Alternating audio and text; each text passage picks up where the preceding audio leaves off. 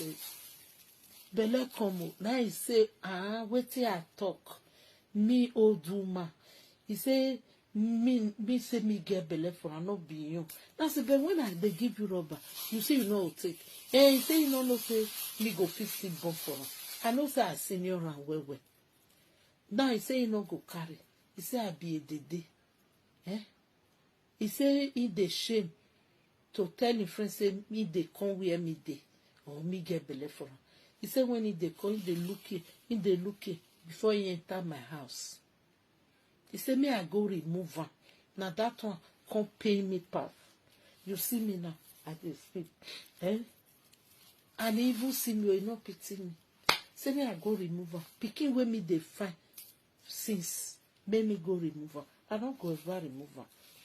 As he call me a dede, I go tell am say a dede not dey born a dede. Now pikin. Hello, good and wonderful people. Welcome back again. It don't happen again with my people.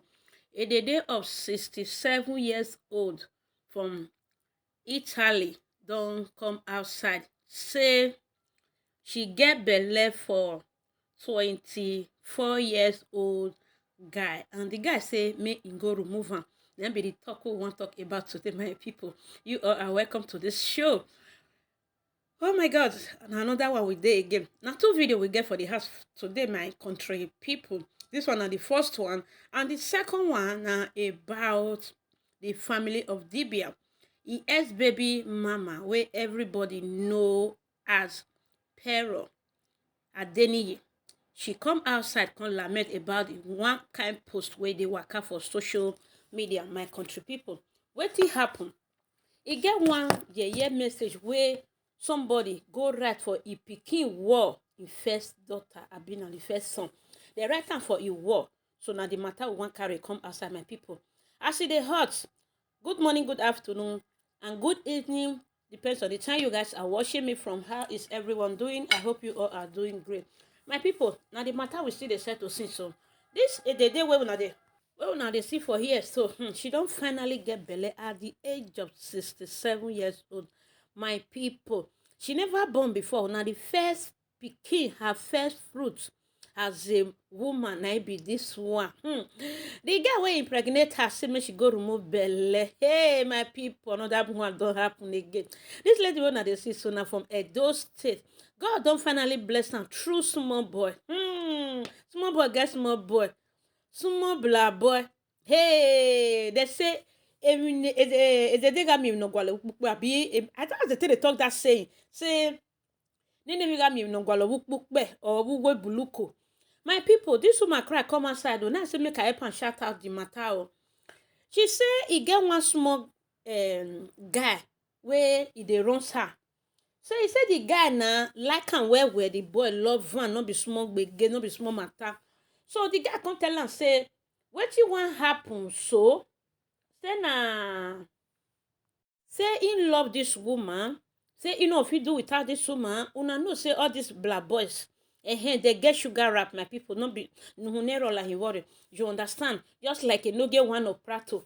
They get sugar rap where so they sabi rap woman like the way they take the rap Igbo. My country people, now so the matter te shele. He say he love this woman. Make this woman not worry.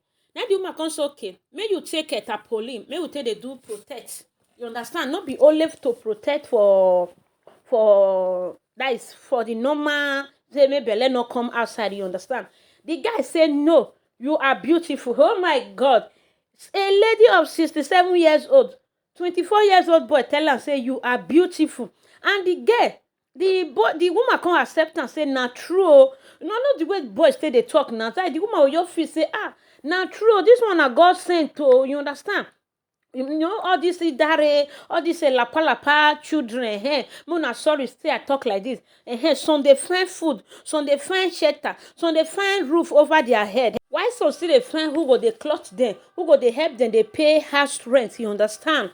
Okay, my people. Now the boy they accept this elderly woman, and this elderly woman now, he never felt born before. Now her first pikin now be this one.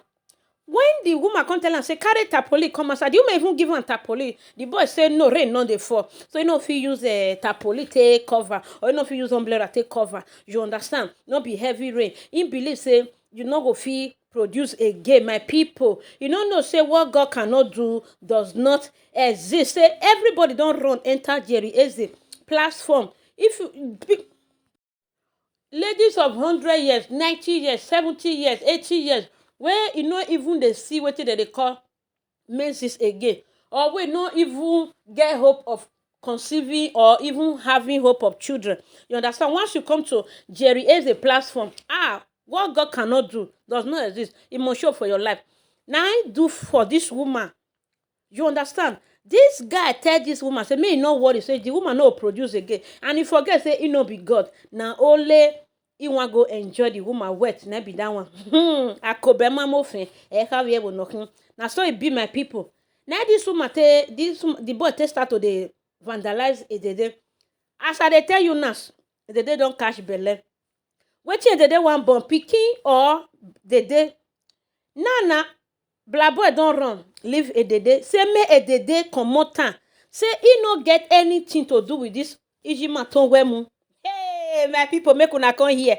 He say no get anything to do with this Ijimatonwemu. Say na only bench na they bench together. He say wetin they call LEO without they no put the VE. He say no get am. If they even talk of the LEO, he no get am for Edede. Say na Cheta na he just need. Just to keep body and soul together. That is, in case rain dey fall, may see Okpe that way they fall put. Now that one in your need for this woman.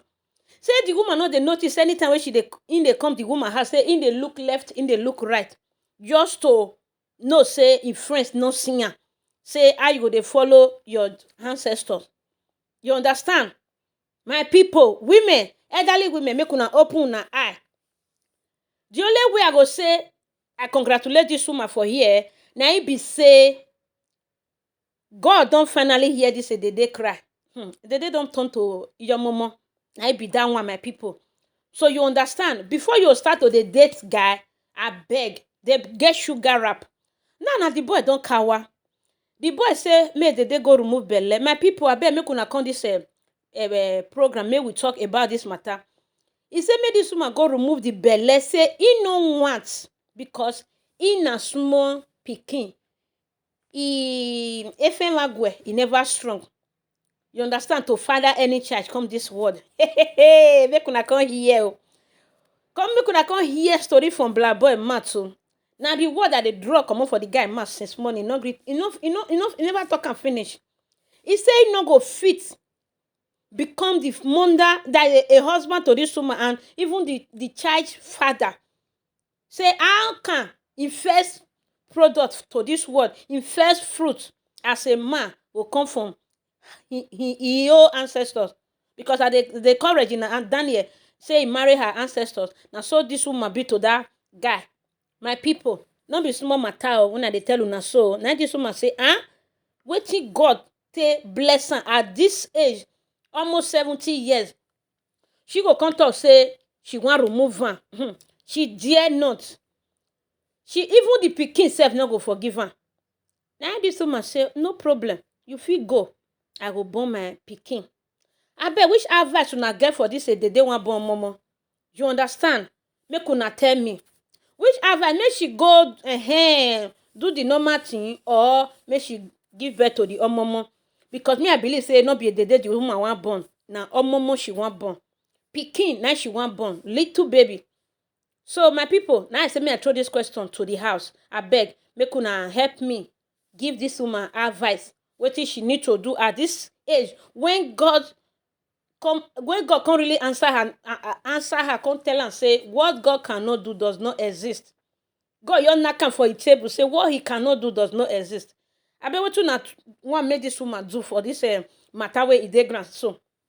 May he do the way young girls they do, or may he keep the pikin. You understand? Because at this age, this woman supposed to get 3 generations as a grandchildren. You understand? But now she want born her first pikin. But the papa of the pikin say he never is in a small pikin. Say he were never strong. So my people, and so we see the matter for today. Okay, guys. So please, if you're just watching for the very first time, you are highly welcome. Please, after watching, subscribe and on your notification bell so that anytime I upload, you'll be the first to be notified that I just uploaded a new video. By doing so, God bless you. To my new subscriber, you all are welcome. And to my returnees, may God Almighty bless you all for me in Jesus' name. My people, now so we see the matter for today. Oh, you understand? So which advice you can't get for this elderly woman now? I want shout to. I want shout to. Now this boy, if he see me, he go say, fine woman, black beauty, you not touch your color. He love me, he like me. Now I can't gree for him. People hear me. The day where you come, now so I give one rubber. Now I say make you use rubber. Say this rubber, if they guide, they protect against unwanted pregnancy. And not only that, if they protect against sexually transmitted disease. He say lie no, he say he know me. He say I be beautiful lady. Now so I can't gree for him. Anytime I dey as he go come, he go eat, he go sleep. No be I come to say belle don come. Now I come call am, tell am say belle come o. Now he say wetin I talk. Me old woman. He say me say me get belle for am, no be you. Now say but when they give you rubber, you say you know how take. He say you know say me go fit sleep born for am. I know say I senior am well. Now he say he no go carry. He say I be a dede. He say he dey shame to tell him friend say me dey come where me dey or me get belle for him. He say when he dey come, he dey look it before he enter my house. He say me I go remove am. Now that one come pay me pass. You see me now, I dey speak. And he even see me, he no pity me. Say me I go remove am. Pikin wey me dey find since make me go remove am. I don't go ever remove am. As he call me a dede, I go tell am say a dede no dey born a dede. Na pikin. So guys, the second video we will get for the house today now about Pero Adeniyi, where he be ex-baby mama to two baba, where he no one make two baba drink water, make he drop cup. Now it matter we want enter today, my people. My people, una know say the drama between two baba and Annie Idibia and two baba and his ex-baby mama, the first ever baby mama, the lady that made Two-Face Idibia to become a man, which is Emperor. So she don't come outside again after he and Annie don't fight tire for social media. This matter where she carry come outside now very, very strong one, my people. Make una come here waiting fake account they do. My God. My people, this woman really cry come outside, say make people help her find this person. And me, I don't already put touch for ground. I don't on like 10 touch for ground till they find the person. And I plug all of them, say they no go weak until I see the person who do this thing. How it happen, my people?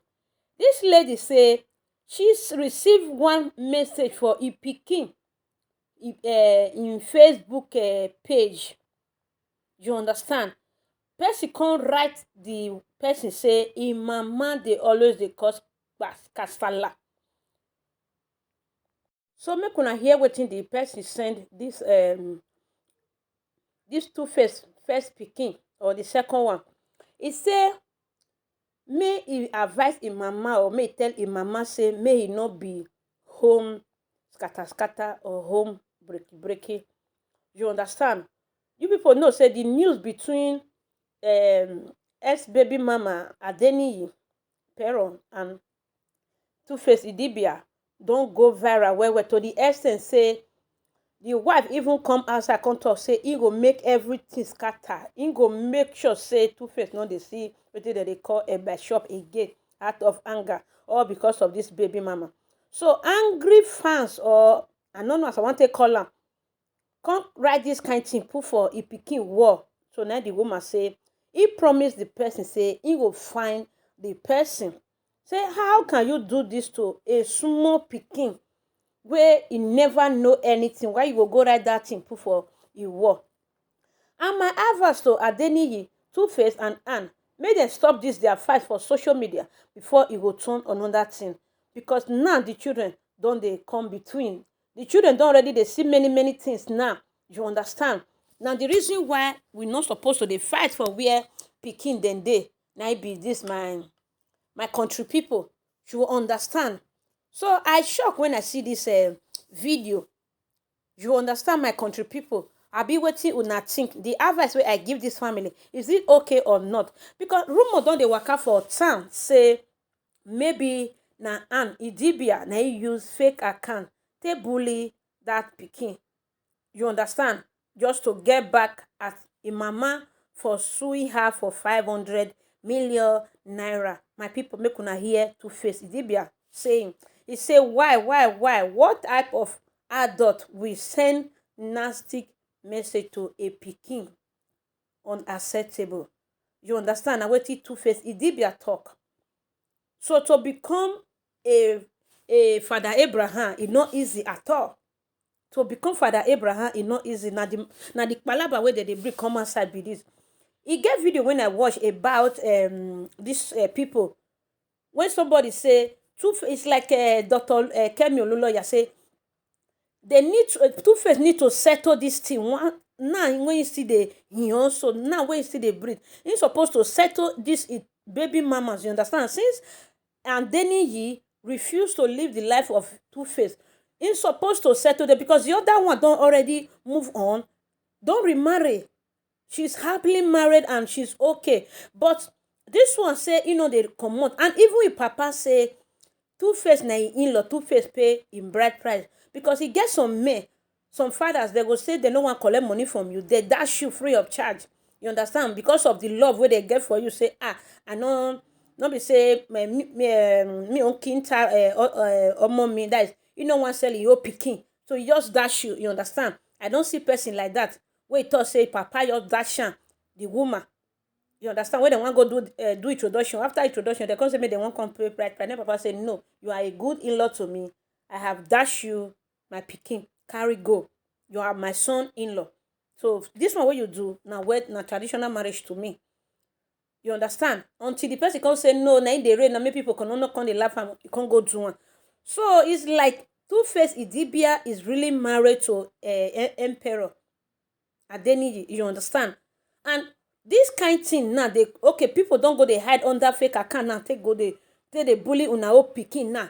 Which one that is una not go get sense from this place now, say make una stop all this fight on social media, because nowadays now people not get family again now. Now social media be their family, now social media be their kinsmen, now social media be their mother-in-laws and father-in-laws, you understand. Not that is, until the people with the social media talk their own finance before people will come say okay, no problem, I don't rest. After waiting and they find for social media, she don't get her. Now she can't apologize to social media in-laws and mother-in-laws, sister-in-laws and cousin, friends of Idibia wey dey social media, or no friends, fake account friends. So you understand. So Idibia need to settle this family, because if not, this pikin then they go grow to not to get wetin they call early OVE for each other. You understand? Because the matter now don't turn to you don't they go children pikin side now. They don't they use until they bully their pikin now. So Idibia need to come call a family meeting, settle them, let them eat together. You understand? Let's eat together. Let's use better eye. Say Adeni, you say sorry, I be promise you, I not promise you again. Say I will marry you. Make life, make them move on. But I am married. If I want still have a side chicken, I feel still have, but with you no, because if Ann say maybe she born for outside now, she want go greet her children for where her husband dey, her ex-husband dey, or ex-fiancé dey, the husband no go gree. Two baba no go gree, you understand. Two baba no go gree make she spend a night for there. So after this video, I promise to bring Auntie Kemi Olunloyo interview with her, that the Freeze come as I make una come here. So she no go gree for this matter, you understand. Say see, how can you pass a night there? But how can Two-Face rent a room and a parlor, let's say 2 room and a parlor in the hotel, or room and a parlor. The pikin then they go stay one room, while Two-Face and the baby mama go stay one room. And that will not be greeting. Let your your baby papa to take their kids out by themselves. You understand? You must not be there. You understand? Because you still going there, me say you are still hurting that Two-Face left you. You are still hurting. You want to see his face. Move on with your life so that this kind of thing no will occur again. Because see, as this matter they sup now. Na kpalaba na dey cause now. You don't want to pikin own now. Before you know now, they go still go right go give and children for inside. You understand? Before you know now, another one. So my people, wetin be una talk for inside this matter wey e dey trend for social media and so my country people. So you understand? So now wetin I see for here, na it be this my country people. So now I say make I just quickly you bring the matter come give una, make una come here say see wetin dey happen for inside Abule, my country people. So na so I see this matter for today, my country people. You understand? So Two-Face Idibia need to settle these people so that peace go reign among these people. So that peace go be among he and his baby mothers. If not, na so the matter go continue to the waka they go. The matter go continue, not go finish for ground. So I beg who know Two-Face, make they call and make you come hear this matter where I the nyana so. Make Two-Face Idibia come hear this matter where I the nyana for here. Una understand? Because we don't know who go do that something, and Adeniji promised to fish out the person. When I know say Nigeria, all these internet people, all these people wey really get time for internet, they really get time to fish out this person, the address where the person for post am. I just believe say make the person just post am for outside if this thing. Maybe the phone wey take post am, they go know. I believe say the person wey do am, if na fake phone you go take do am. You fit just buy new phone today, use am take do that something, you go just smash the phone, you go just throw away am. You understand? So because she dey think now say na he do am, because na only he and get banamish. So how una see the matter, my people? Because me, I don't know who can go write that small pikin that something. So I beg make una come comment section, make we discuss about this matter. Who really do this thing to Adeniyi daughter or son? So you wey dey use fake account take dey bully people pikin dem, abeg, e dey very very bad. E dey very very bad. It's not good at all. So you understand? So my own for inside this matter, we don't know who really do this thing, whether na Ann or na even Dibia himself dey do am. Because some men, they wan see the reaction of the woman, whether the one wey dey inside house na good pass or na the one wey dey outside na good pass. So you go fit use the two of their head take knack something. You understand? You go use fake account take dey bully the other one. I don't see many men like that, my country people. You understand? I don't see many men like that. Just to know your reaction, how you go feel, whether you go feel enjoy this kind temptation where they waka they come, whether you no go feel enjoy am. You never can tell. You feel your cheese say maybe na just Anna be troublemaker for here. If it still be Two-Face Idibia, my people, you guys can never tell. Because some men, because once in heart don't they go the other one now. Because people don't they talk and say that they cash am when they bench with Adeniji. So just to push Ann away from the way, if you use this one take dey do am so that quarrel go dey come, Ann go waka comot. My people, you never can tell. In the line of duty, abia they take dey talk am, everybody is a suspect. Even the pair of, she fit still do the same thing as well. She fit still use this thing just to see the reaction, just to get evidence say na im mate na dey do this thing. Where she for only, that is how she go take get only happiness, be say make she do away with Two-Face. Mind your business, face your life, mind your children, forget about Two Baba. You understand? Just forget about Two Baba. Move on with your life. So let bygone be bygone. Just move on with your life. Two baba don't already marry, don't choose among the threes.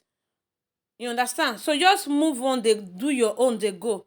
Now there you fit get peace. Because like this one, Adeniji dey hurt herself more and more. Ever since you take get 3 children, you never fit gather yourself, you never fit still stay as a woman, say make you still save one relationship.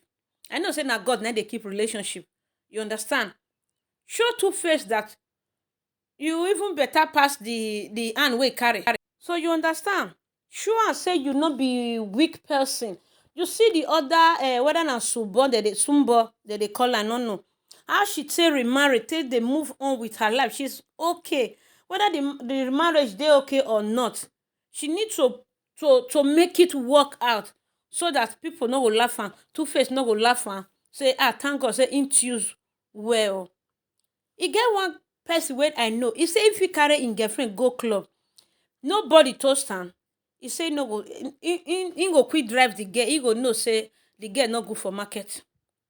Say na so she go just still tie im whole destiny for ground. He say na girls wey dey hot na e good pass. Na you go see say once he marry am, better things go show for im life. No be girl wey you go leave carry go club. You by just comot go drink, go buy drink or go piss. Na where you leave am you come meet am. Men dey use different things take dey test woman. So Adeniyi, you dey hear me now? Two-Face don see am say you no go fit be im wife, na make am go choose Ann. You understand? Even Ann get pepper body, you dey calm. That one no show say Two-Face want you. So please, Two-Face Idibia and Adeniyi, make una settle una difference, because me no come turn to children palaba. Na so I see this matter reach my country people. So abeg we go see for comment section. Abeg make una give this video I like your thing. No be I like it down, I like your thing for inside. That one good well. Abeg make una help me still dey share this video for una community. Una understand? If you dey Facebook or you dey WhatsApp or you dey you get community for YouTube, help me share am, make other people come still dey learn from this lesson. Thank you guys. Bye.